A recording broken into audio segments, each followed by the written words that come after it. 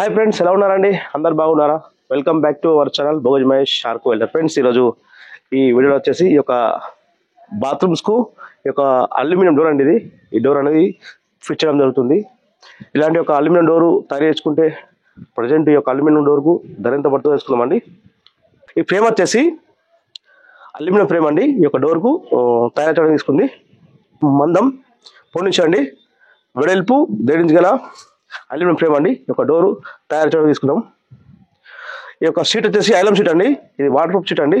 Water పడ్డా కానీ ఈ షీట్ అనేది డ్యామేజ్ కాదు.